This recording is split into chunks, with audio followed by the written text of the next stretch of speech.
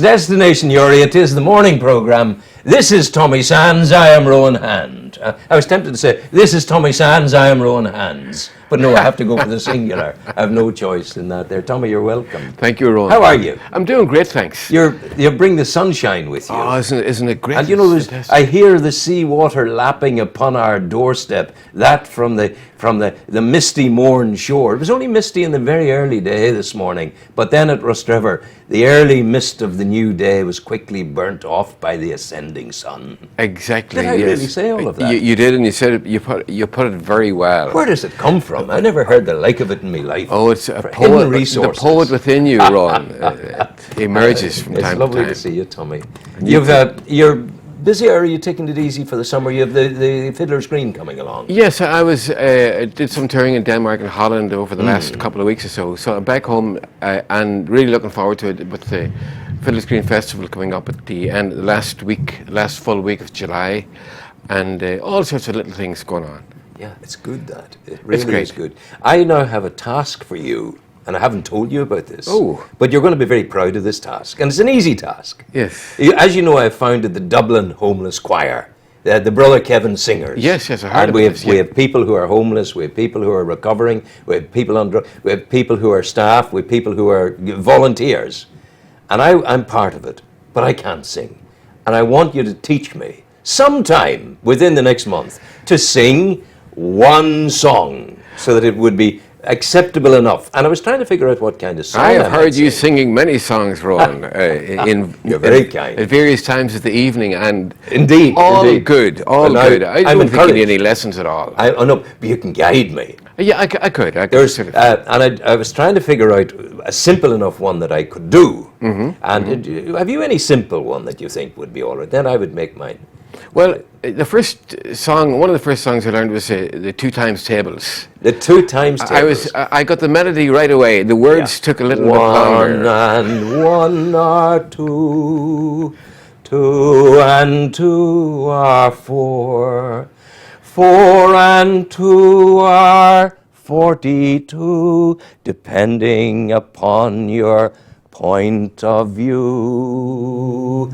1 and 1 are 2, 1 are 2 and 2 are 4, 4, 4, 44, and I'm happy as can be. How can we do it? 1, 2 was a racehorse. 1, 2 was a racehorse. 2, 1 was 1, 2. Who 1 was 1, 2. 1, 2 won a race once. 1, 2 won a race once. 2, 1, 1, 1, 2. 2, 1, 1, 1, 2. There we are. You were challenging my Alzheimer's there, my pre-dementia no state. No more lessons needed. There's a lot of stuff going out of my head. I can't remember things the way I used to, you know. I think there's so many, as you grow older, there's so many things come into your head that your head can only hold a certain amount. We should be able to reboot. Exactly. That's why when you write that book, that will reboot. It's coming at the end of July. It's written. I look forward to it. The book is written. It's done. I'm now going through the treacherous waters of selecting the photographic images. Right. There's so many of them, Tommy. I can imagine. You know. Yeah. And I think the title for the book came to me just quite amazingly by chance. Caritas et Amor, in the footsteps of love. That's it. Very nice. Well, you've been travelling that road towards Africa and to India, for years Africa, as well. with these eyes seeing what great people were doing, with these hands touching what they were doing, with my whole senses experiencing what they were doing, Tommy. And that's come together in the book. It's, if you like, an homage to the Society of African Missions and the Order Our Lady of the Apostles. And also to Mr. Balu, the Hindu man, who went into rural India to get Tony's documentation so that we could get him to care in the West. And it's just, there's so many good people.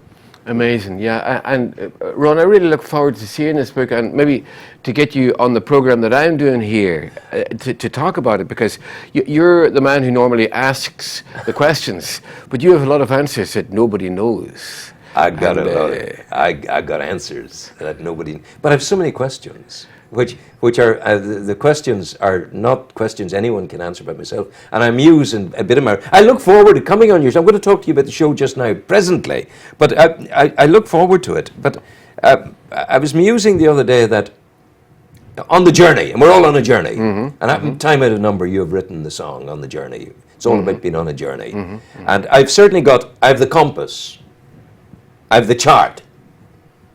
I get into difficulty when it comes to the destination. What is the destination when we have traversed the ocean of our lives? Maybe the journey is a destination. Could be, because I'm far too intelligent to believe that there's no afterlife. But equally, I'm too intelligent to believe that there is. And you've got to be happy in whatever amalgam comes along. Exactly. That's the big question, isn't it? I'm not too sure if we've got the mental muscles to be able to transcend that particular journey about what's going to happen. No, we don't. We have to rely on maybe another intuition. We don't have to. That's right. Because a long time I was sucked into an alpha course one time recently by my good friend Kingsley, and I was asking, he was saying, "What's God?" And I said, "Criminal." Sorry? Criminal. And he said, "Why do you say that?" I said, "Well, what kind of God who purports to love his family will send his own angel down to earth to warn his family, Mary, Jesus, and Joseph, hightail it out of here, Herod's going to kill the thousands of children, but doesn't tell the neighbours? He let those he didn't know perish. And yet, the Samaritan wasn't known. The fellow who the Samaritan looked after wasn't known to him. But then it came to me in the Alpha course that these were questions I didn't need to know the answer to. That if you've got the compass and the chart, and that being the command to love your neighbour. I think that's the big thing. That's your compass and that's your chart. Yeah. Stick with it. That's right. Tell me about your programme. Well, you're much too polite to say, "Rowan, shut up. This is my interview. You be quiet." Tell me about this wonderful programme that's coming. Well, the folks here at Destination Newry asked me to do something which would be related to my own life, the music, the songs, and also what that embraces and envelops in the local community and a wider way too. So some of them will be about speaking to local musicians and local people associated with music. Also, some about the journeys that music has taken me to different parts of the world, and the Fiddler's Green Festival. I hope to bring some live material from there this year. I've got a recording which I want to put out of an amazing evening that we had. It's called The Music of Healing. Oh yes. You've been there, Rowan, on several occasions. Indeed. Yeah. And it started many years ago. Mary McAleese actually chaired it the first year, and then of course she went on to greater things, and of course we keep it going. I do it these times, but one of the first programs will be this young man from Afghanistan who he always wanted to dance, but he lost his legs in the war, and he came to Limerick, and he met with a young woman down there who was a dance teacher, and he and her dance, he in the wheelchair and her outside of it, but they create a beautiful dance of hope and of beautiful art as well. That's one of the things. And also Bill Whelan will be coming on, Bill who composed Riverdance, and talks about the origins of that, and so we have a lot of things like that. And again, like your own program, you'd never know what would happen. Ah, indeed. But that's the joy of it, isn't it? Exactly. Someone said to me, people would say to me, "Oh, I don't know. How do you fill 3 hours a day?" Give me 6 hours and it'll still be filled. That's right. Because every single event, every leaf that blows on the tree, every person that takes a breath, they have a story to tell, or something will come out of it. Exactly. There's no two ways about it. Yeah, and I'm very aware of that sometimes, when I'm performing, that the people in that audience, I'm singing a song about a story, but they have got their incredible stories. Yeah. And you can feel that energy coming off an audience. And that's something that I would like to try to put into effect on a television screen. Yes. Just the audience, how they have got different views and different things. And Yeah, it's a great joy for me, Tommy, that we have both fetched up on the same shore. Yes. Destination Newry. that's right. Because Destination Newry is a mighty vehicle, and it is in the strong, warm heart of he who created Cathal McCoy, the McCoy family, that what we are doing here today will actually provide the history references of tomorrow. That we are providing an archive that generations to come will be able to walk through the door and press a button in the whatever archive they have, and up it'll come. That happened 30 years ago. That happened 40. That's what they were talking about then. And that was Tommy Sands. And there he's talking to Rowan Hand. You know, all of this going on. So I think we're privileged to be involved with these people. Absolutely. They're people of vision. They are, and they're very committed to the local community as Absolutely. well. And the local community is the microcosm of the universal. Absolutely, absolutely, Tommy. Now, this year's Fiddlers, we're going. You'll be dealing with that on the program, Fiddlers Green. Yes, yes. And when does it start? It's the end of July, is it? The end of July, the 21st, Sunday the 21st until the 28th. It's that last full week of July. The last full Yes. week of July. Start cranking up for it now, because it is very often Fiddlers Green is what you want it to be. That's true. I mean, there are so many possibilities, so many things going on, and you can ramble from one to the other. And there are events, a lot of free events. One great one is actually the opening of the festival, which is up. I suppose Fiddlers Green itself is sort of the spiritual home of the festival. That little clearing of land between the old oak forest and the pine one. Lovely sweep there. Beautiful. Lovely sweep of greenery. And it's in that path, the old path up to the big stone. Yes. Where people have been going for years. And, you know, a lot of the festival looks at stories and mythology, and it's amazing, Rowan, you know, when you look at the story we grew up with, Finn McCool throwing the stone over at the giant from the north. But it's only years later that science came to the same conclusion, because Finn McCool was a sun god. In some stories, Yep. the giant from the north was the ice god. Yes. So you had in mythology the sun god defeating the ice god, but that it is actually a glacier that brought the stone in. The stone. So yep. science comes along much later, after mythology has given, I suppose, explained the inexplicable with a story, and that's something maybe intuitive, maybe revealed, maybe passed on, but it's that. I think the coming together of scientific knowledge and spiritual knowledge sounds very academical or whatever. Yeah. But it is what we're all after in a way. But you're so right, because of what we invent, and I've seen it in Africa, I've seen it in the bush, where people live Stone Age lives, real Stone Age people. You know, they're back 500 years ago, more, further back.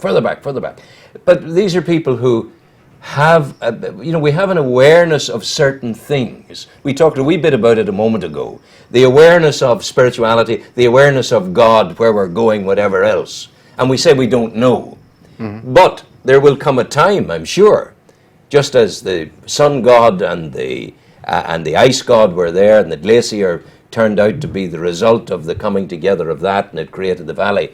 There are hosts of answers out there for us still that are awaiting our understanding. That's right. And it's going to come. And I'm excited at 70. You're younger than I am. How old are you now? I'm not much younger. I'm 68. Ah, yeah. Yes. Yeah. 68's a good age to be. I'm 70 now, 70 the other day. I must say I don't feel 70. Well, inside 70 is the new 40. Inside you haven't changed at all, have you? Really? None of us do. You know, we're all there still. That's right. And whatever. Would you have done things any differently, Tommy? In just looking back, and I know it's easy to say, no, I would change nothing. But in the great swathe of things, and I'll try and answer the question for you in a moment, but in the great swathe of your existence, what might you have done differently? Well, I suppose lots of individual decisions I would have changed here and there, but overall, I think not too sure if there's any other road for me to travel in a way. You had no choice. That's true. I mean, you weren't going to be a civil engineer in Manhattan or Manitoba. No. You were from the Ryan Road. Yeah. You were injected with music from your father and mother. That's true. And you know, I was at the car show the other day there in River, and I met up with some thresher man. You know, remember the thresher machine? I do. And I met a lot of people who I had worked at the thresher with, and they were very. I mean, there's music there. There's philosophy. There was an understanding of life, as seen through the eyes of nature. And the swallows are flying low back. tonight. Look at them, and They're there they are low. again. And you know what that means. Yet? You know what that means. And the cows are over there in the ditch. They're over under the hedgerows. That's right. And that Miley switching her tail to the left. And you know what that means. Yo, and look at your man. Well, I must say, I've done things in my life to expedite certain results. Marie and I, when we married all those years ago, 55, 56 years ago, we might have done better leaving it a wee while and I continue on at sea for a while or she at university for a while before coming together. But we wanted just to be together. That's not necessarily the wrong thing to have wished, but the pathway could have been smoother if we'd taken a wee bit more time with it. Maybe that's what it is. Well, you never know. I remember I had an uncle, as you know, who was in China for a long time and he's in prison and met Mao Zedong and all that. But he came back home and he had lots of great stories from that Eastern philosophy. And he talked about this, you may have heard a similar story. The farmer goes to the wise man of the village and he says, wise man, he says, very bad news. What's the bad news? My horse ran away. It might be good and it might be bad. Go home and make yourself a cup of tea or whatever. Come back the next day, he says, wise man, he says, you're some sage, he says. Remember, I thought it was bad. It was good. Why is that, says wise man? Because the horse come back today and he brought 4 mares with him, and now I have 5 horses. Isn't that good? It might be good and it might be bad. Who's to say? He's back again the next day. Sage, he says, you're some sage. Smart sage. Oh, for God's sake, Sage. Sage. What happened? And I'll tell you what happened. My son was riding one of the mares today, fell off and broke his leg. Isn't that bad? It might be good. It might be bad. Back the next day. Well, what's the news today? He says, it is good. What was forgotten now? My son fell off the horse and broke his leg.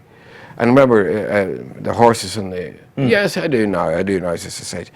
He says, it was good, he says, because the king came round today looking for soldiers to kill and to be killed. And because my son had a broken leg, he didn't have to go. Isn't that good? And so it goes on. It's not what happens to you, but it's what you do with what happens to you. How your response. Exactly. And that's the story of life, isn't it? All the way. There's no two ways about that at all, Tommy. But here we are. We're still in the business of Benny Sands, Father Benny. Yes, my uncle. He features, your uncle. Yes. There's a chapter in the book dedicated to Benny. Ah, my goodness. His photograph is in it. Yes. The story, the words of Father Joe, who gave him the last rites in Kwa. And Benny had been for a day into the bush on his bicycle and had come back and he wasn't well when he came. This is Tommy's uncle, Benny Sands, a father in Africa, an SMA priest. And Benny came back and he wasn't well. And that was the Sunday. By the Wednesday he was dead. And Father Joe gave him the last rites. And Benny was a great man a renowned man for spirituality. Yes. This is Benny Sands, Tommy's uncle in the SMA, a man of musicality as well. He could sing a song. And that's right. he travelled across the river, 3 rivers. They travelled across 3 rivers with their bikes, Benny and Father Joe, and there they were together, heading there to establish their mission station. My goodness. You have adventurers in your blood, sir. You know, Ron, I remember his wake. I was a child, and my mother and father went to the wake, which was in the home house where we grew up. But Benny wasn't there because Benny was buried in Qua. Exactly. He was buried in the rocky plateau country of Qua. There was a coffin there. But no Benny. An empty coffin. And I remember my mother and father didn't come back from the wake till very late, and we couldn't understand. And it was very late at night, and it was Hugh, Mary, and myself, and we were waiting there. And I remember looking through the window, and we used to sing a song, "Please we God send Mammy home." No, please we God bring Mammy home. And Mary says, well, there's no point in asking we God to bring her home because he couldn't lift her over the hedges and ditches. But anyway, eventually they came home, and they were a bit scared looking. And my father said, "Your mother stepped on a stray sod tonight." And we didn't know what a stray sod was. And it turned out that, the story goes that if you step on this sod, the fairies kind of take you to another place. And she had come over those stiles and ditches and fields many, many times between the 2 houses. But she stepped on the stray sod, she didn't know where she was, completely lost. And there is a cure for it. You know, if the old people would tell you that you take off your coat, turn it inside out, and you put it back on again. But my mother didn't know that, so she got lost for hours and hours. So that's how I remember the wake. Of Benny. Yeah, that's right. You'll love the chapter on Benny. Yes. Because it's associated with the slave road in a place called Badagry, where the Africans were taken from their townships. They were held in the slave market of Badagry in cages, the children especially, and they would cry out, "Irami, Irami, buy me," to the priests and the sisters, because they knew if bought by the priests and the sisters, they would be safe. Irami, Irami. And Benny is remembered on the slave road in Badagry, and that's coming in the book. So we need to go. Our time is run. Yes. We say farewell as we always say farewell. Ron. Tommy, God bless you for coming in. Thank you. And we greet our people out there and remind you that when you've done your best and can do no more, our African friends would tell you, rest easy, don't sweat the small stuff. When you've done your best, leave it alone. Lay your head in your hand and leave the rest to God. Go well, be happy, bring happy.